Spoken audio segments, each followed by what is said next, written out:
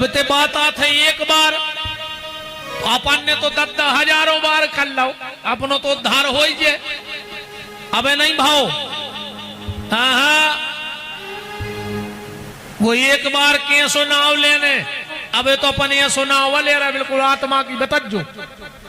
अब जैसे हमको जब हम साची कह रहे कि झूठी झूठी आए, फिर एक आध और मिल है यार तुम दिखाते, अरे यार भज्जा का बताएं, मिल भली नहीं पाए मन तुम हो हमें प्राणों से प्यारे। कहूं हमने 10 आदमों में गड़ा कोटा में जा कह दई कि तुम हमें प्राणों से प्यारे, तुम हमें प्राणों से प्यारे। कहूं हमारे प्राण सोच ले वे कि जब गड़ा कोटा में हमसे प्यारो मिल गओ तो हम चले फिर हमाओ का हुज्जे। जैसे हम संसार से झूठ बोल रहे हैं, ऐसे ही अभी हम भगवान से भी झूठ बोल रहे हैं। अभी हम भगवान से ऐसे ही झूठ बोल रहे हैं। गीता में भगवान कहते हैं अनन्याश्चिन्तयन्तो माम ये जनहा परुपासते तेषां नित्याभियुक्तानां योगक्षेमं वहाम्यहं सर्वधर्मान् प्रत्यज्यो मामेकं शरणं व्रज। हे अर्जुन, बस एक बार कह दे कि तू मेरा मैं तेरा, सारा झगड़ा खत्म। परीक्षित जी बड़े प्रसन्न भय, कलयुग से बोले हम तुम्हें 4 जगह दे रहे, दूतम पानम स्त्री आसूनम। कलयुग बोलो कहते तो हम पे एलआई से हैं, जहां हम नहीं रहते तो ये काम होता ही नहीं। एक आध अच्छा सो कमरा दे दे, मेहमान आ जाए तो एक आध रुकबे।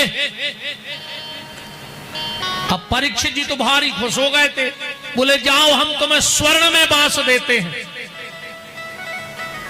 अब यहां एक बात समझना, सब विद्वान बैठे, अच्छे सब छात्र बैठे हैं, सब पढ़ने लिखने वाले हैं। इसी भागवत जी में आप खोल के देख सकते हैं, पहले स्कंद में लिखा है कि सोना माने कलयुग।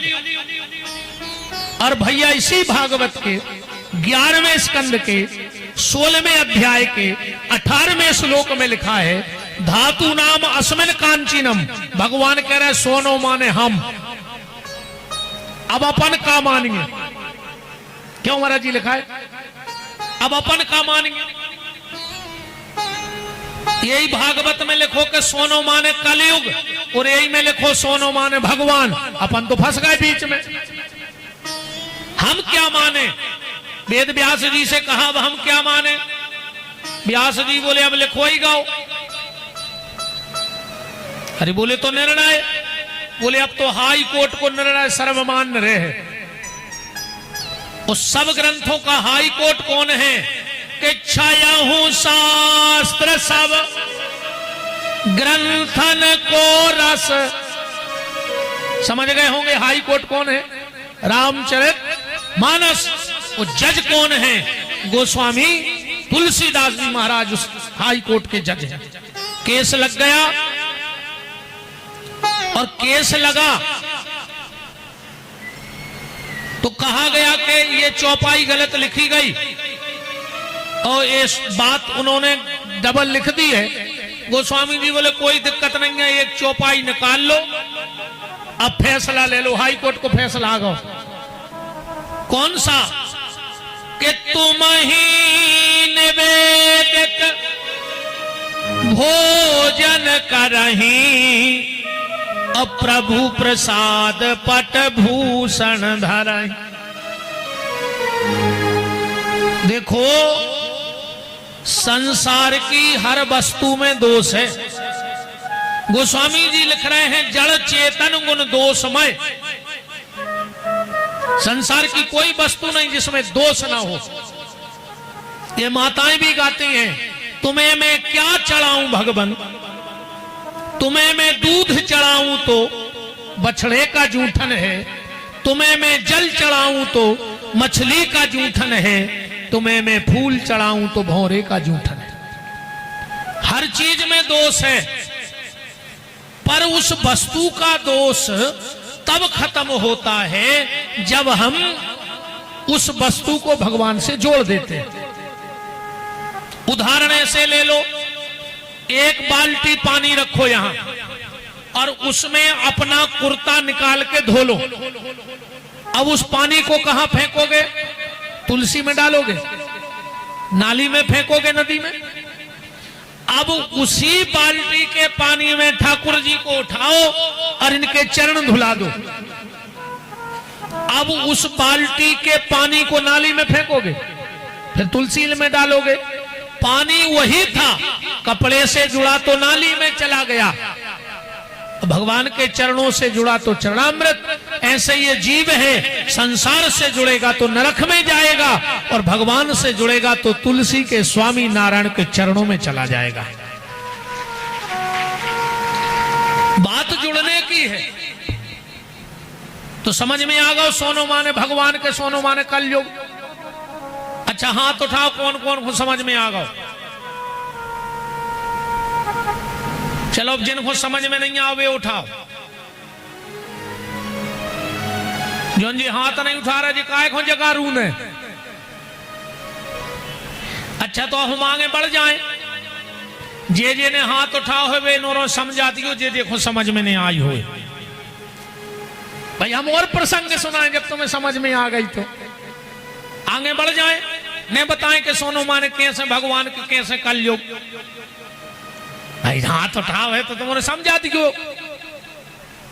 जे ने हाथ उठा फिर क्यों उठा, उन्होंने चीन लिया वहीं फिर पूछ लियो कि तुम्हें कहां समझ में आई थी। तो हमें अब उठाओ हाथ, कौन कौन को समझ में आई। हम अब भाई बुला रहे थे समझाने पर है। अरे राम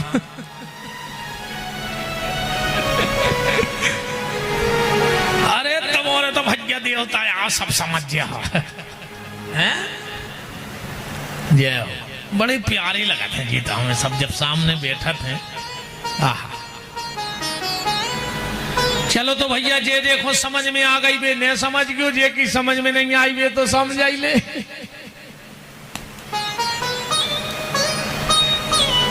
सोनो माने भगवान के, सोनो माने कलयुग।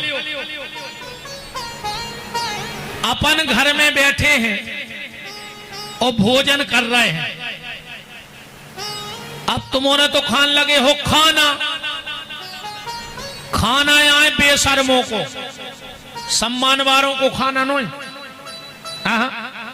जब वो तुमसे स्पष्ट कह रहा हो कि खा ना, तो काय बैठ गए हो के घर खावे।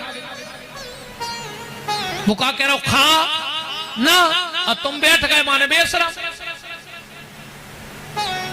और अब तो और स्टैंडर्ड होगा। पहले तो खाना ही तक है, तो अब तो कोई से कहो खाना खा ले, कहते हम घर खाएंगे।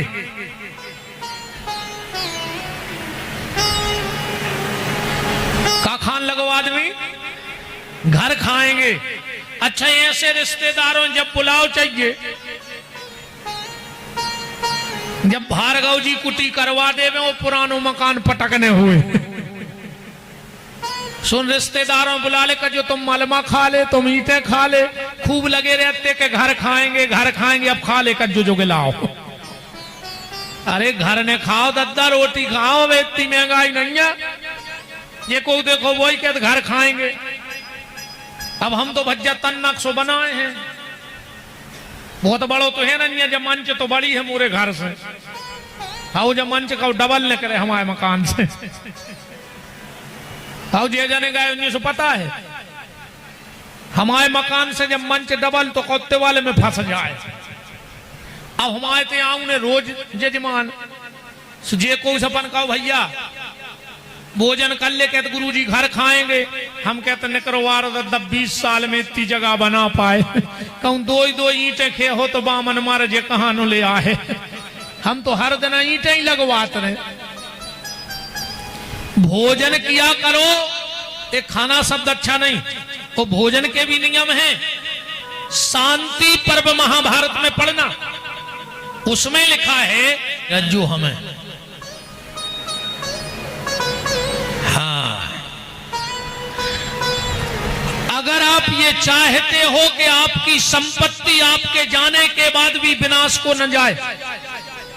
कई बार व्यक्ति पुरुष पारस होता है, जब तक वो रहता है खूब फलता फूलता है, और जिस दिन वो चला जाता है तो दाने दाने को परिवार मोहताज हो जाता है। तो अगर आप चाहते हो कि आपकी संपत्ति आपके जाने के बाद भी कई पीढ़ियों तक आगे चले, तो कभी तो गलती मत करना, दो पेड़ के नीचे बैठ के भोजन मत करना, एक बरगद एक पीपल।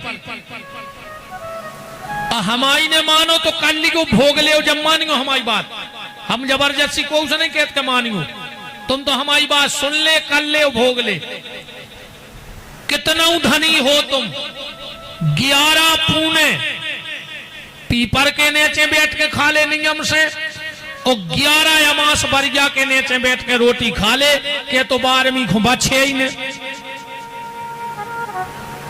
जब भोग ले जब मानियो,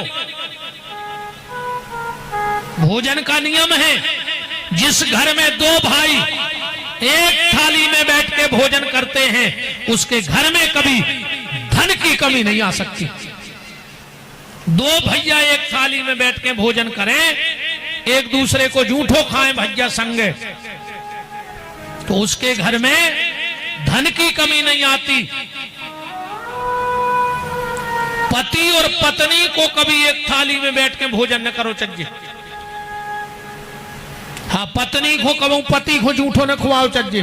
और आजकल तो हम कहा बताएं रे भज्जे, ऐसी लोग हरिया लगी है। अरे दद्दा देखो तुम तमाशे, अपनी अपनी थाली लगी और अपने अपने कमरों में, कोई मतलब नहीं।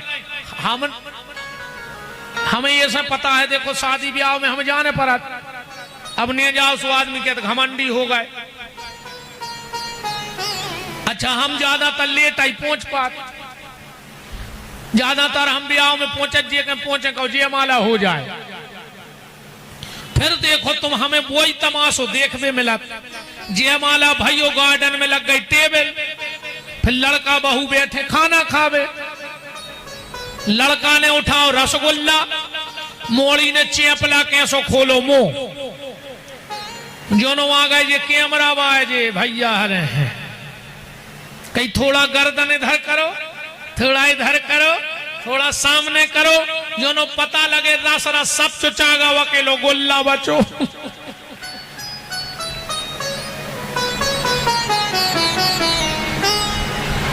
होता है कि नहीं होता है ऐसा? पति पत्नी को एक थाली में बैठ के भोजन नहीं करना चाहिए। और जो पिता